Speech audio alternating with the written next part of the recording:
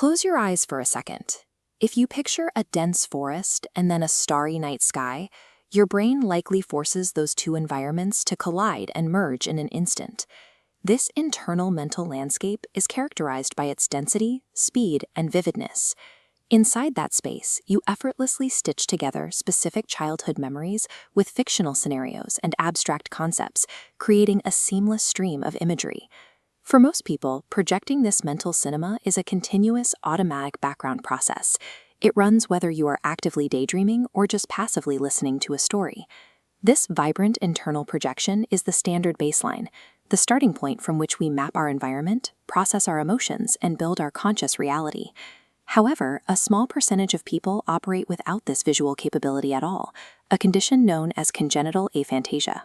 Congenital aphantasia is a lifelong state where an individual is born lacking the biological ability to voluntarily summon mental imagery. Genetics dictate this neurological wiring. For these individuals, an empty mental canvas is a normal, highly functional, and completely stable lifelong baseline. This stable existence stands in contrast to the experience of those who once possessed a vivid mind's eye, only to have it disappear later in life. What happens to the internal experience when an established mental canvas is suddenly replaced by a void?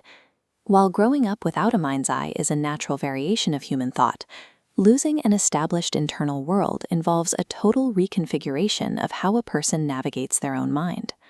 One primary trigger for acquired aphantasia is severe physical trauma to the brain. A traumatic brain injury, an alteration in brain function from external force, disrupts networks linking the visual cortex to the frontal lobes. This severing cuts communication lines needed for imagery. The frontal lobes send requests, but the signal hits a dead end. The result of this damage is the rapid, permanent removal of all visual thought from a person's conscious experience. While brain injuries often impact processing speed or mood, specific damage can target and disconnect the biological hardware of the mind's eye. Beyond physical damage, a second trigger for acquired aphantasia exists within complex psychological conditions. Severe psychological stressors, such as dissociation or PTSD, can alter the brain's processing functions.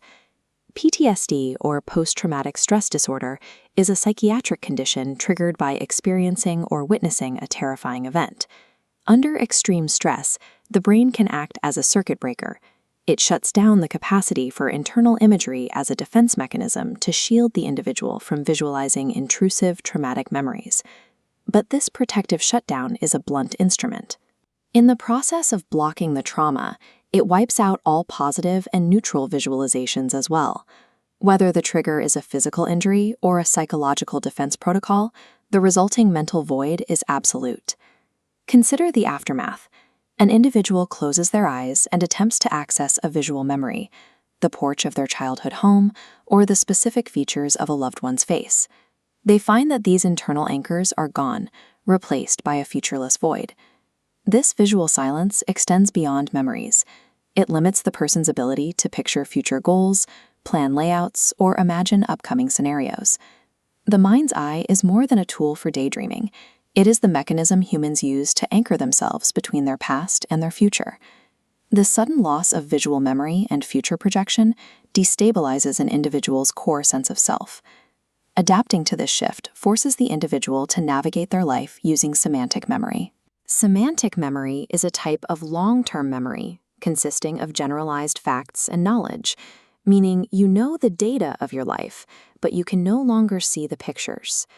Rebuilding an entire identity and internal life from scratch in a visually dark environment carries a significant emotional toll. Our internal mental canvas is a structural core of human identity. When that canvas vanishes, it forces a total reconstruction of who we are in the dark.